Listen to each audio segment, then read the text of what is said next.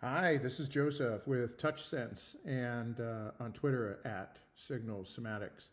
And today I wanted to spend a few minutes talking about direct and indirect techniques in manual therapeutics. Direct techniques are kind of like what they sound like, but there's a deeper philosophy behind them.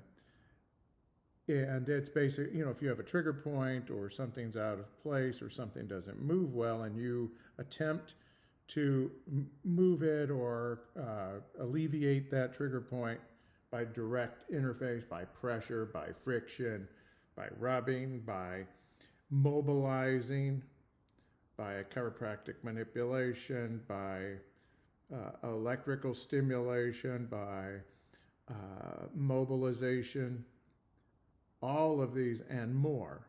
Most of what's out there is a direct technique. Even exercise itself, in the way that it's actually used. You're having a difficult time flexing your arm. Let's give them some exercises so they can rebuild the capacity to flex their arm. That's a direct technique. Indirect techniques are trying to find the area, right, in the assessment. So before we even get to the technique, an indirect assessment or assessing what needs to be treated in an indirect technique is following the body following something within the body, usually indirectly, to determine what within the person is causing a greater reaction. The way I like to say it is, what in the body is the body posturing itself around? That's a really good way to say it. And as I was just talking about indirect techniques, they're usually treating the posture itself in the way I'm using the word. They're a stuck joint, a hypertonia, a tight muscle, these types of things. These are the postures of the body, and those are what get treated. The indirect techniques and the indirect assessment looks for those things which are generating that postural outcome. And so the potential for a greater cascade, a better treatment response is much greater. Finding those key areas is not as obvious. And some, let's just leave it at that. It's not as obvious. And often those areas are asymptomatic or they're not even. Often when you find them, the person didn't know they were there. On direct, let's stay away from that word to make it not so confusing. But when you begin to work with the area, often it is sensitive. They just didn't know it was there. But often it's something that desires a lot of protection.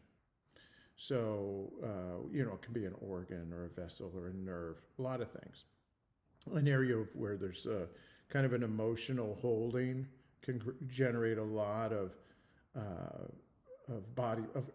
posturing around that area, around the area. So the person holds themselves in such a way to protect something within. And when that area, whatever it might be, is no longer in need of that kind of protection, they're able to carry themselves in a much, without all that defensive posturing. So it does bring up a couple of things. It does have some similarities to martial arts.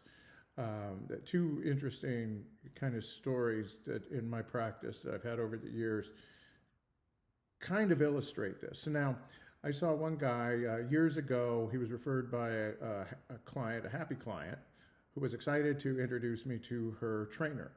This man was a trainer and a MMA fighter and had suffered a concussion. She thought I could help him. So I saw him for one session. I was kind of excited to meet him to, try to stay detached, but, I thought it was an opportunity to network and things like this. But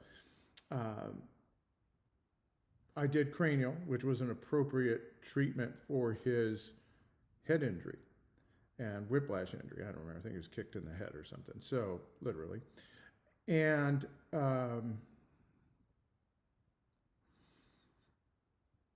at the end of the session, he said, he was like, so people actually feel this? This was like air, didn't do anything for me. And his response was not what I had hoped for. And then,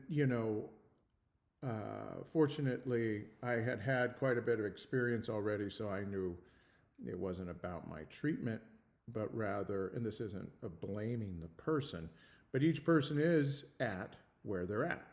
And so he was much more comfortable, and his frame of reference was such that he was going to need a physical interaction.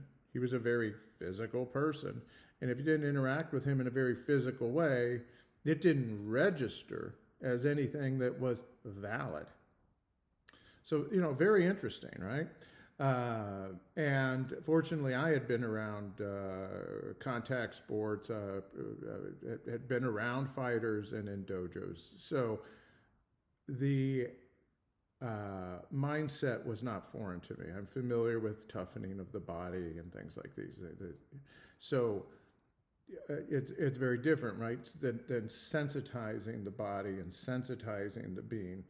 This is not what hard contact martial artists are doing. So, and another one, so it was fascinating. Right after that, I saw a young gal, and she was very sensitive. I mean, literally the person right after him. And it was a moment that I was available to be taught. And I still remember the lesson, which was, each person's in their own place. She was able to feel all of these things, and he wasn't. Later, I had the opportunity to work on one of my wife's teachers. And he was an acupuncturist, very high-skilled Qigong and Tai Chi practitioner as well. So, sorry, a little distracted there. So, when I wanted to, they'd come over for dinner, and when I had the opportunity, he had asked me to show him some of the work, and I wanted to show him some of the assessment skills. So usually what I do is I track the fascial tension of the system, and that gives you pretty quick feedback as to where the major tensions are in the body. Being a very skilled Tai Chi practitioner, he was familiar with this, and essentially emptied himself. That's a term, he no longer held a fascial restriction, at least temporarily. And so it was very difficult to read. And it was a social, they were they were visiting my wife and I. We had made dinner, and then we were just sharing some time. And so it was all in good, but he was showing off a little bit of his Tai Chi Qigong skill set. And, but I recognized at least part of what he was doing and assessed in a different way, more of a reflexogenic way, that that reflects something.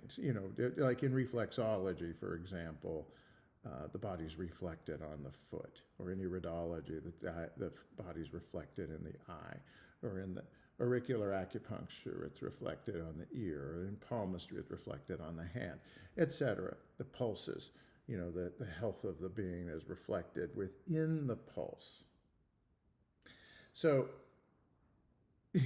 I use a reflexogenic technique to get my information, which was apparently correct, because when I told him what I found, he was a little disappointed and his wife was grinning. So, but it was very interesting. But he had taken an indirect way, right?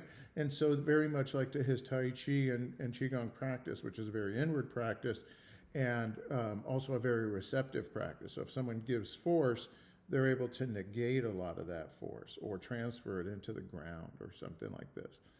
Um, so it was a very useful teaching. I learned something in that, and then also it helped me to understand a better application of when to use those reflexogenic assessment skills.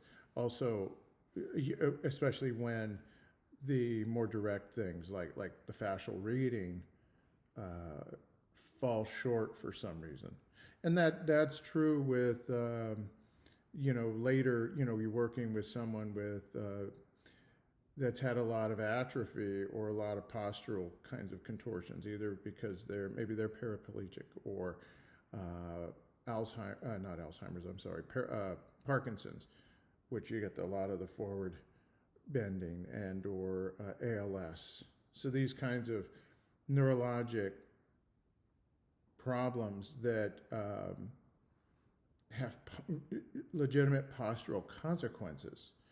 And so you can read into the body, but there's also a way to read even more deeply, and it's really useful for these more complex cases. I think that's about it for today. Thanks for tuning in.